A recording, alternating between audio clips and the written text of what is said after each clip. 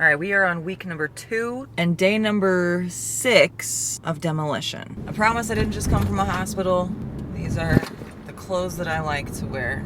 I have 99% decided I'm going to leave the rubber matting on the driver area because who cares? Who cares? If someone wants to take a tour and looks at my driver area and says, oh, what a darn shame. She could have tiled that in Italian mosaic from the Byzantine era. Let them. Let them. It's staying rubber.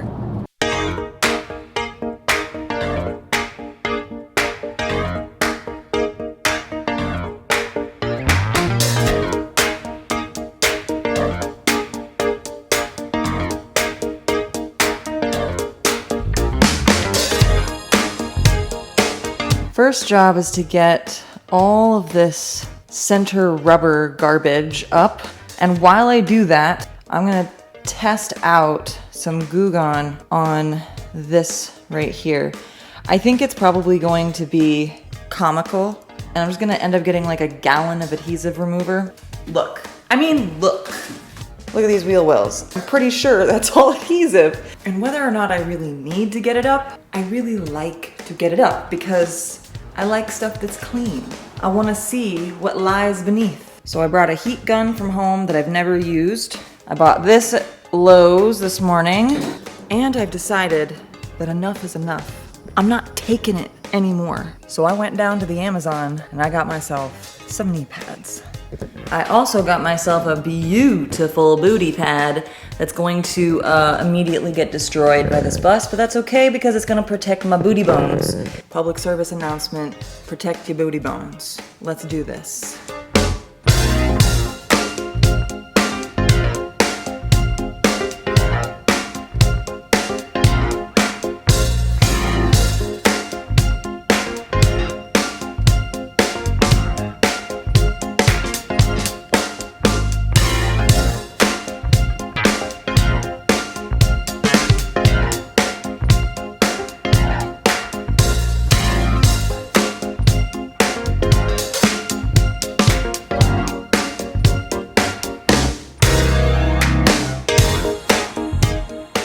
Basically, the technique here is to attack small sections at a time, getting the heat gun as close as you can underneath to melt and loosen up all that ancient adhesive, while simultaneously assaulting it with the pry bar 1 tiny inch at a time. Eventually, those small sections will even out into a wide chunk that's even easier to grip and get leverage on for pulling. And that's the satisfying part.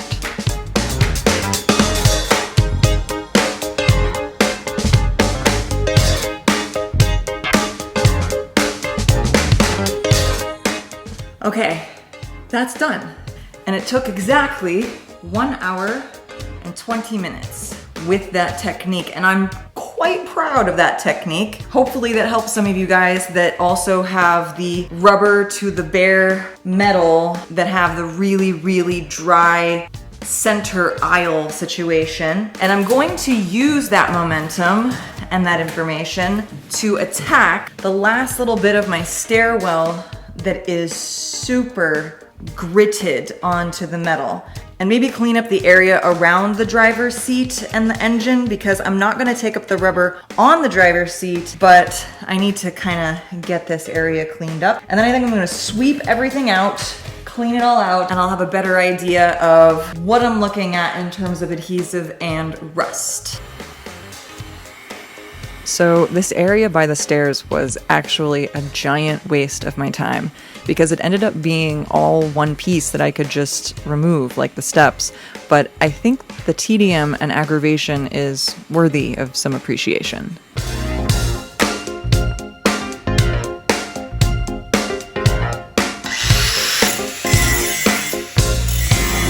That's right. Look at me, angle grinding, without whining about it for 30 minutes ahead of time. No dissertation, just grinding.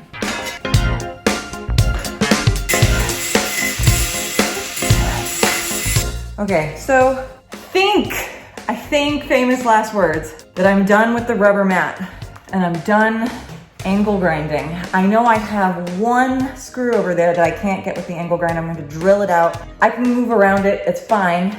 But I think I'm getting better at suiting up quickly, getting myself mentally prepared to use the angle grinder. It's still stressful, and I totally forgot to put my earplugs in on this round, and I regret that. I will remember next time. But all in all, I'm getting much more comfortable. So now I'm gonna sweep it out and get something to drink, maybe eat something, and onto the heater.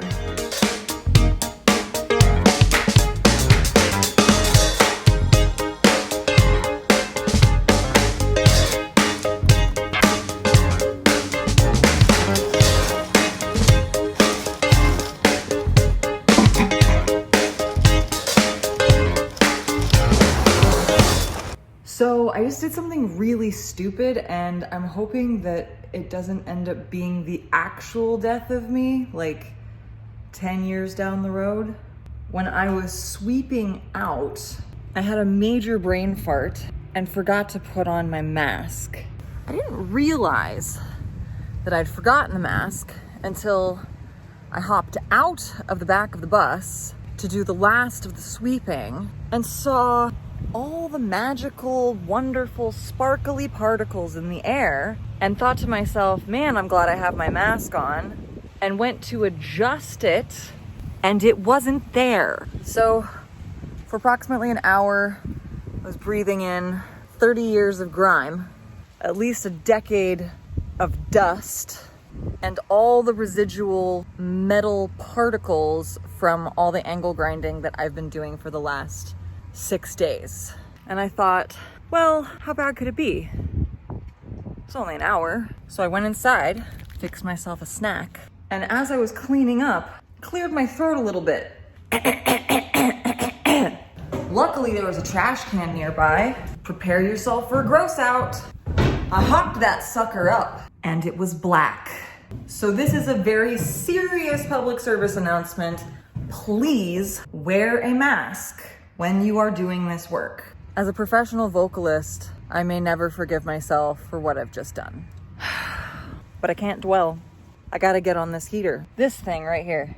We gotta disconnect these, get them into some buckets to drain the coolant, and then we're gonna come back in here. Look how clean these are. Whoa, look how clean this area is. It's all in my lungs now. So we're gonna reroute. We're gonna cut a bunch of this off, and then we're gonna loop it back and figure out what's in here. Don't know what's in there yet. And yeah, that's the second task of the day. Let's get into it.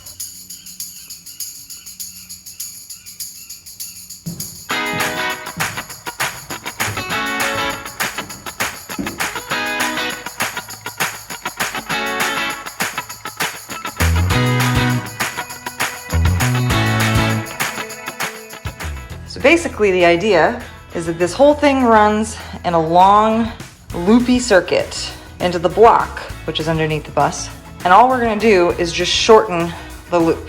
End of story. Zero complication, right? Absolutely. So we need to cut this and drain whatever coolant is in there or keep it contained. Then we're gonna go out here, disconnect these, drain into a bucket, and then take this and flip it into another bucket so that this is draining of whatever's left in there. What could possibly go wrong? We're about to find out.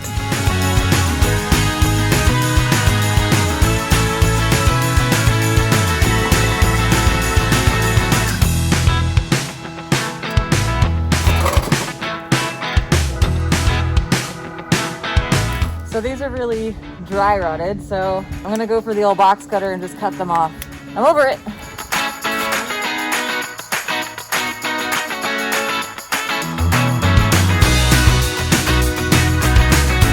So we all understand, this is like some pure 90s ecto cooler high C situation. Don't drink it though. Don't drink that Kool-Aid.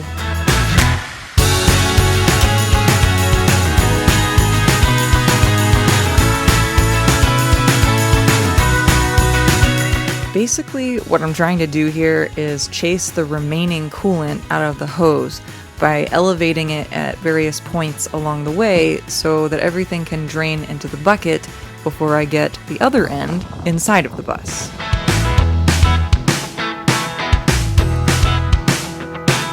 I repeated the same process at the other end, cutting and clamping it to a bucket. It goes way faster than the outside end because all the stuff is drained out already. Woo! Okay, that was more successful than I ever anticipated. The power of research and the beauty of being a student of YouTube. So this is my mad scientist experiment that I have going. Most of the coolant is in this bucket. There's probably more I'm gonna drain out of this heater into the big tub, but this one is basically bone dry, which is the remnants from inside. And inside, there's only a couple drops and not a drip on my floor. Whew. So now I'm going to make the twice daily trek to civilization so that I can get 2 elbow joints to match this piece of tubing.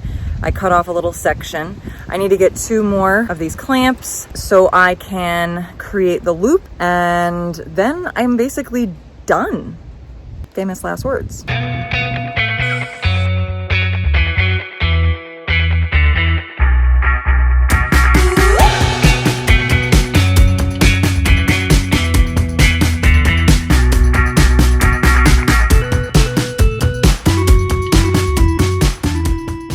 And I'm back at the bus. I have no elbow fittings because nobody has them in the size that I need them. So I'm either gonna have to order them online and wait, or go back to whatever that hosiery place was that the kind lady at Lowe's told me about. But I'll have to go on a weekday, which isn't going to happen for quite some time. So I'm probably just gonna end up ordering online, but it's nice to know that that place is there.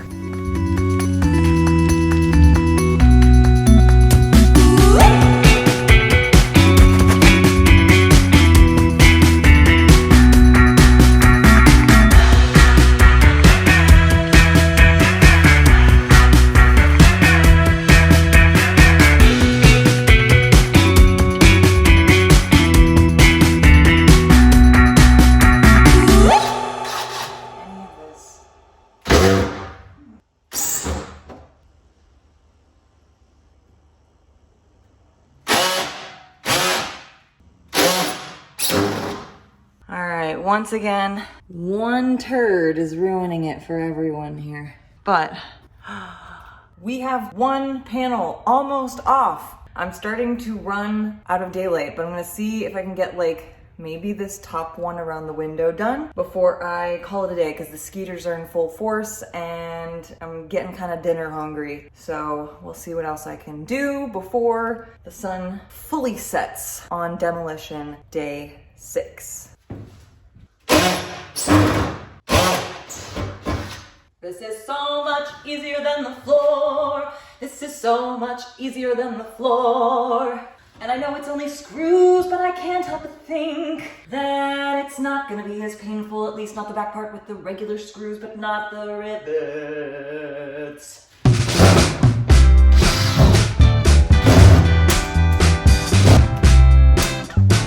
Hello?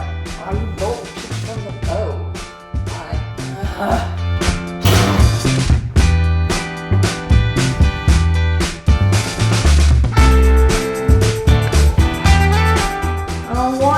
Grind that. Don't make me. Don't make me grind you. Alright. One more time.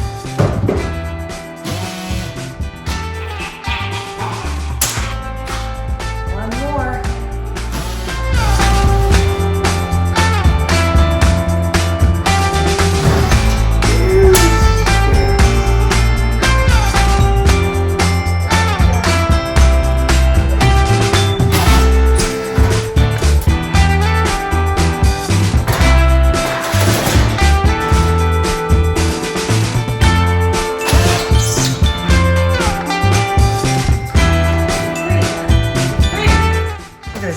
Look at this, look at this.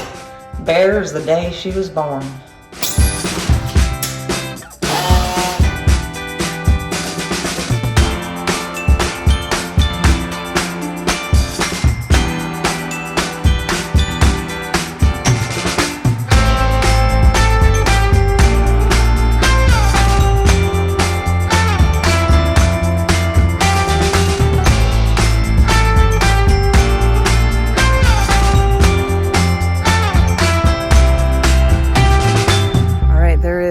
but a wee bit of light left. And I am very satisfied with what I got done in that tiny amount of time. There were a lot of mosquitoes, so I'm sure I'm gonna pay for that. I got all of the screws out, with the exception of maybe like 5 in the entire bus on the top part. So that'll be tomorrow's adventure. And I got the one window in the back area out, and that was very satisfying. So with my remaining time for today, I'm going to put the windows up, clean up, get myself cleaned up, find myself some grub, and get rested for day 7 tomorrow, where I will maybe plan on continuing this process and seeing how far I get. I gotta figure out the lower part of the walls. I don't quite understand how I'm supposed to get the lower parts off. It's getting very dark. I will see you in the morning. Goodbye.